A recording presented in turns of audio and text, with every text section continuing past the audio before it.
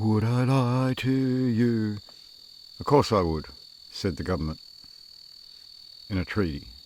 And we're going to discuss that treaty right now.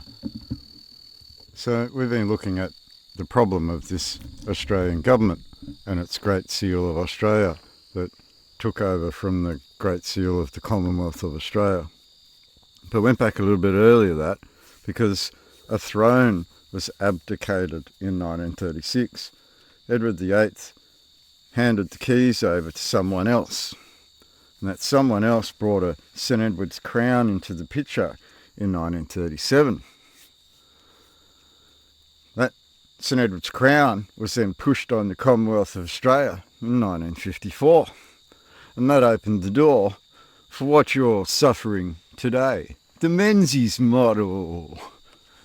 The cretin Menzies, this treasonous asshole from our past, that Howard and Scammo and everybody wanted to follow in the footsteps of, actually undermines your country to the point that we're in today. And it all started way back in 1936 at the abdication of the throne. So, declaration regarding the teaching of history, revision of school textbooks, Geneva, 2nd of October 1937. Entry into force, generally, 24th of November 1937. Entry into force for Australia, 24th of June 1939. The Menzie Model. This is what Howard's been doing to you as a population. This is the direct manipulation of your mind. So when talking about Aboriginal voice and Uluru Statement for Retards, we see that it's a complete lie. And we see that they've been mind manipulated into a lie. But they can't even see why, because they don't write down any history. And then their ancestors can't tell them anything. So can't go through the books and say, hey son, remember these things in history? Don't let them repeat themselves. Well, we don't write anything down. We hand it down in dance and song, and we forget what that means. But here we have a written treaty, Australian Treaty Series 1939, number 3, electronic version, Commonwealth of Australia 1997, copyright. All right, so declaration regarding the teaching of history, revision of school textbooks. The undersigned plenipotentiaries, in the name of their respective governments, desirous of strengthening and developing the good relations uniting them with other countries. Uniting them with other countries after being occupied by a power that occupied those other countries. Convinced that those relations will be further strengthened if the younger generation in every country is given a wider knowledge of the history of other nations. They're treating you like you didn't look at the world. Now, I've got a book here called The History of Mankind that was released before 1939 that displays a very different view of history than what you've been given. It has tribes in it from all around the world.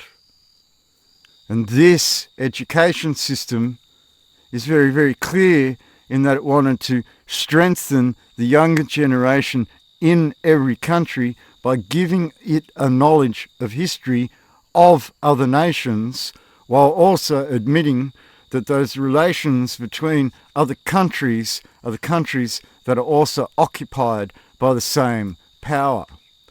They declared that they agree, each for its own part, upon the following principles, each for its own part being entry into force for Australia 24th of June 1939, the Robert Menzies Model. Okay, so 1, it is desirable that the attention of the competent authorities in every country and the authors of school textbooks should be drawn to the expediency, do it quickly, A, of assigning a large place as possible to the history of other nations. Don't teach your children about yourselves.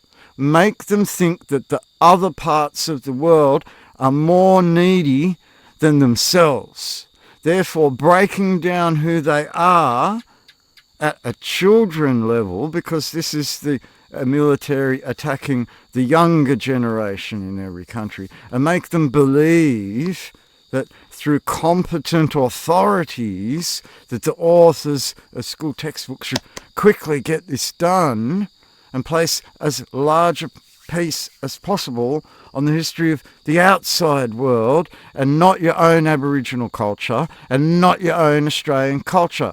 This is why you don't know anything about your Anzac. This is why you don't know anything about your Constitution. This is why you don't know anything about your country. Because of the people that are running it. They agreed to these things in 1939. This is the Robert Menzies model. As long as the government stays in the Robert Menzies model, you remain dumb and are unable to see the country that you are, while they push on you the interdependence of nations. So B, of giving prominence in the teaching of world history to facts calculated to bring about a realization of the interdependence of nations. All right? They're working towards a Lima agreement where they undermine you and then tell you that you're dependent on the nations around you, so you can't survive as a sovereign country. Okay? This is what the Australian government agreed to on the 24th of June 1939. This is the Robert Menzies model that John Howard pushed upon you all.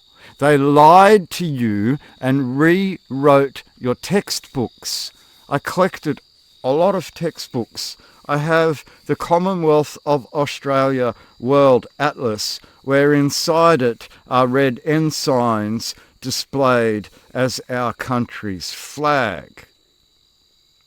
And then in 1939, you're told that it's desirable, expedient, giving prominence to, bring about a realization of the interdependence of nations. 2, carry on now. So that was 1A and B.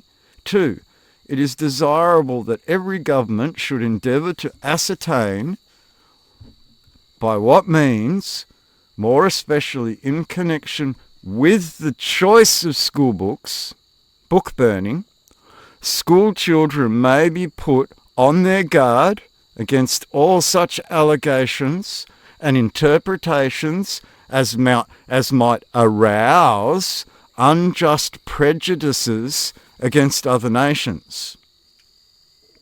So you can't put yourself first.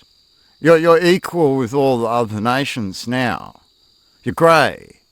They've dumbed you down into a labour organisation society that's going to work for them, right? And they don't want to upset that. So they're going to book burn, choose the school books that they're going to brainwash you with, because they want to do this quickly, right? They want to change the world history from 1939 onwards. They agreed to this. Okay?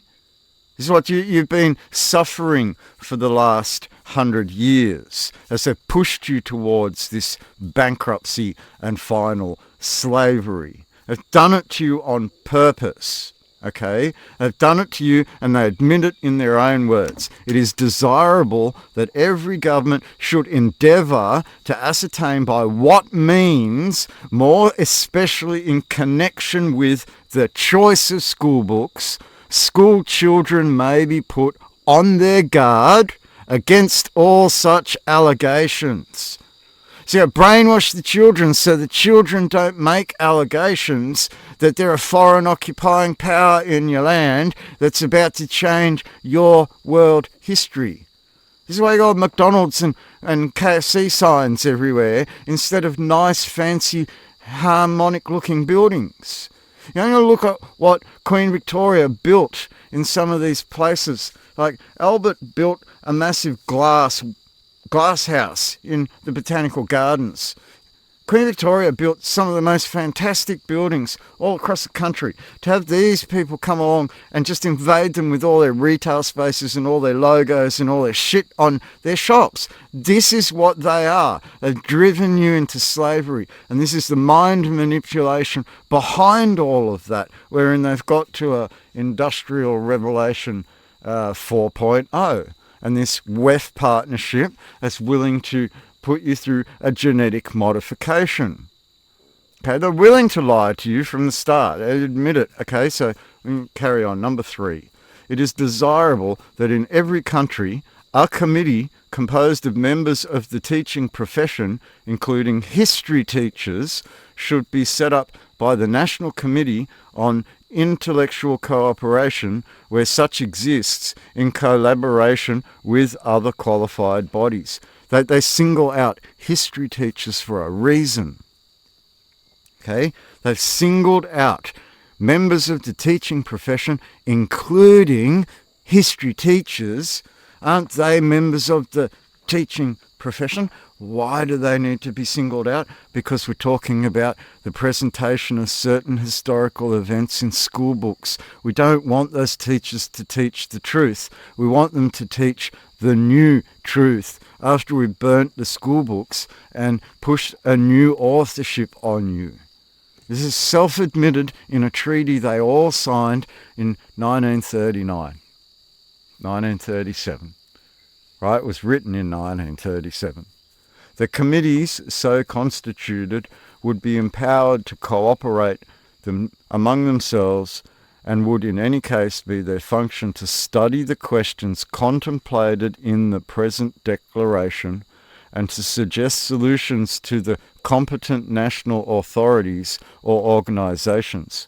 So the teachers or committees should work out what they're willing to lie about and report that back to the occupying authority, being this Governor-General, and then find out if they would be allowed to lie to the children in the subtle way or the full-on way. They would in particular be empowered should they think the revision of school textbooks necessary to follow the procedure provided for in the resolution. Okay, adopted 29th of July 1925 by the International Committee of Intellectual Cooperation on the proposal of M. Casaras,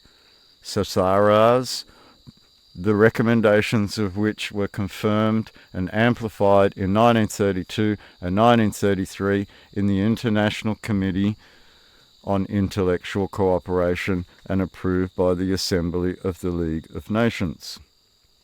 Now, the League of Nations is the League of Indebted Nations. You know this because they were told to stay out of the Ottoman conflict or face the brunt of full warfare.